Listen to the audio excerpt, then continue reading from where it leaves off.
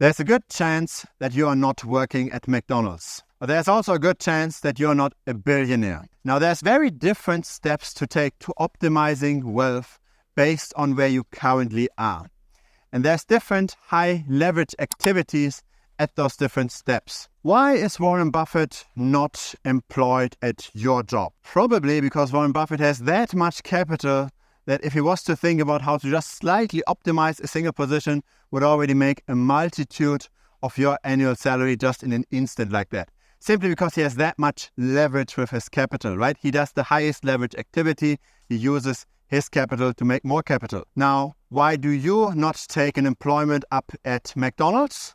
Why are you instead, say, a programmer? It's probably because you have the leverage of your skills, right? You get paid more per hour. So it would make no sense for you whatsoever to take now a low-skilled labor. So there's different steps along the process to becoming wealthy, and the approaches at each step are very, very different. If you're currently in what is considered a low-skilled job and you don't earn much per hour, the highest leverage is not to take another job.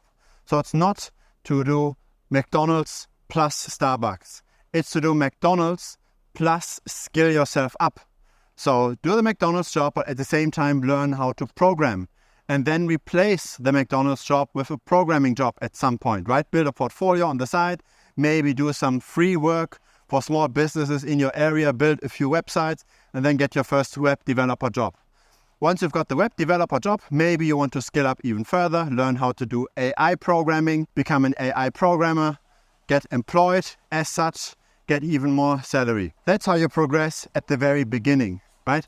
What you can also do then, once you reach relatively high levels of income, so let's say you are now in the top 20% of earners, right? Let's say you are already in the 6 figures per year. Once you're there, then it makes sense to also sell more time, because that's then a relatively high leverage. Let's say you are already in the top earners, and increasing your hourly rate even further is pretty tough, because people already pay you that much per hour. It seems like unreasonable for a programmer to pay them like $1,000 per hour. If you can't charge these kind of rates, then simply just sell more time. Now here's the thing, right? At each point, again, there's different kinds of leverages. And that's the problem that most people take. Most people that do not yet have capital, they try to invest, they try to speculate, they try to buy a meme coin that does 1,000x and completely lose it all because they think trading might be the highest leverage opportunity. But unfortunately, it's not. If you're trading, you need to have some money. And I want to talk about how much money that can potentially be. Because you always want to think about this, right? How can you get most return, monetary return, relative to your effort, relative to your time? And at the beginning, most of the leverage is learning. Then afterwards, it might be selling more time. If you can't increase your hourly rate, selling hours more. Once you've done that, then it becomes investing. Because think about it this way. Let's say you've only saved up 3 months of your income.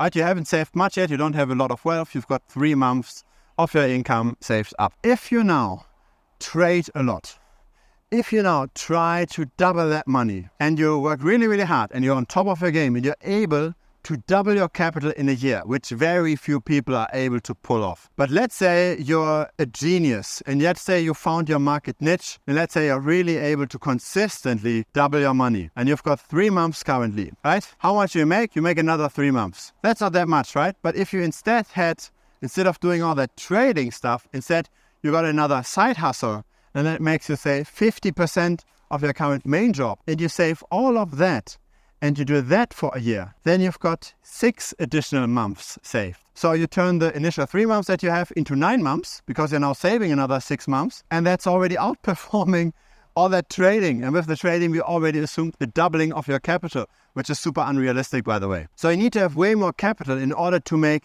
trading an endeavor that's worthwhile. And so your highest leverage activity when you still don't have that much money is not trading. You can, of course, learn about investing. You can learn about trading simply as a hobby because you find it interesting, simply as a preparation to the step once you get there. But you should not come in with the expectation that you become rich just by trading and investing when you're still that low in the food chain when you still haven't earned that much. The main problem with crypto YouTube is conflict of interest. Too many YouTubers shill garbage, promote garbage, and fill up their pockets in the background. Not this channel. Instead, there's simply the offer where I share my skills, my perspectives to you, and where I also share direct access to me, where you can ask me any questions. Feel free to check it out. The premium membership link is down below. So where's that threshold then? It has to be in relation to your alpha, right? In relation to how much you can outperform compared to just holding investments passively.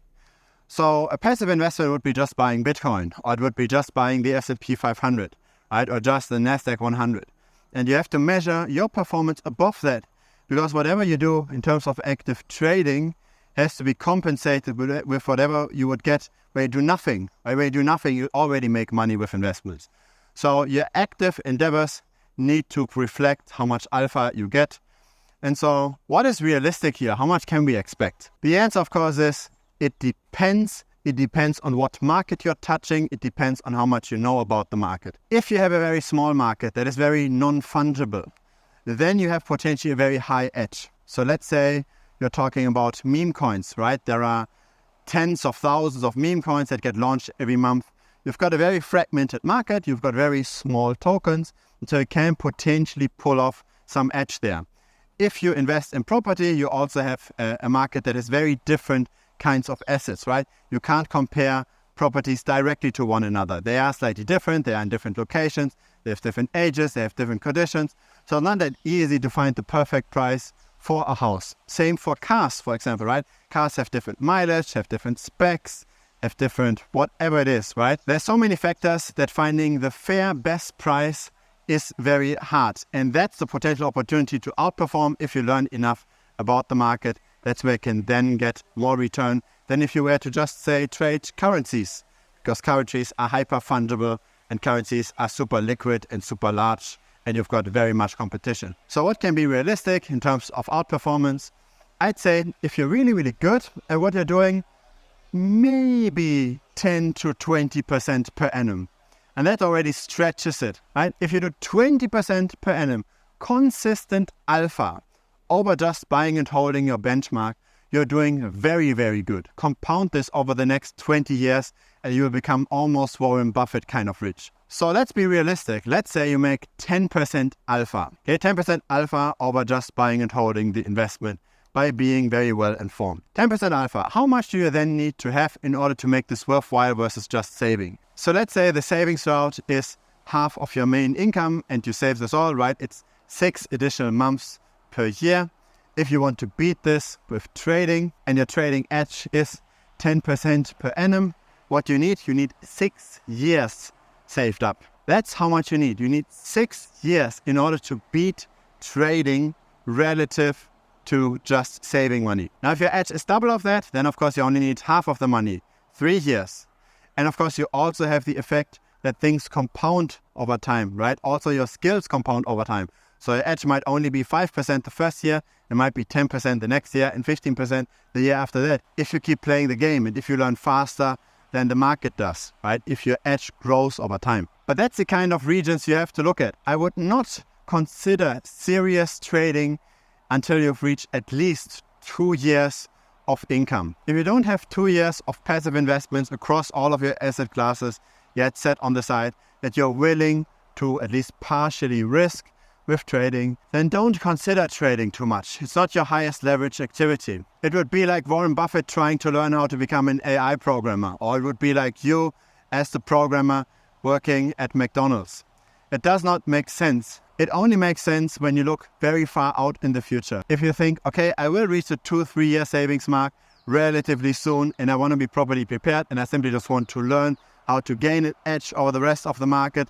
Most people in the market do not outperform, right? You have to be at least in the top 10% of people to outperform the market. So if you're doing all that preparation when you don't yet have the money, simply just to be at the right place, once you're there, that makes sense. But don't think that you'll be able to become a millionaire with your $3,000 crypto portfolio. It's not going to happen. It's much better to go about this strategically.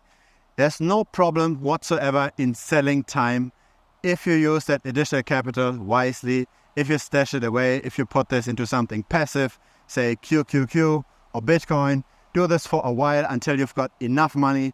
And only once you are at the 2 or 3 year mark, then gradually make the switch towards trying to outperform the market and trying to leverage your capital. Before that, you don't have enough capital to leverage it. The highest leverage activity before that is still, unfortunately, selling time. So it's first learning, getting your hourly rate up. Once you can't get the hourly rate higher, then it's selling more of those hours. Once the selling of the additional hours doesn't increase your relative net worth that much anymore because you've already saved that much, then you need to grow your net worth relatively with investments. And it becomes harder and harder over time, of course. Simply learning more and working the same hours isn't as hard as working more hours, which isn't as hard as beating a market and being in the top 10% of traders. It gets harder along the way, but obviously also financially, it's getting more and more rewarding over time. If it's the first time here, feel free to subscribe. I publish here regularly. I like what we very much appreciate as well. Helps the channel grow. Feel free to also join our Telegram. There's a Telegram link down below. Looking forward to seeing you over there as well. Cheers.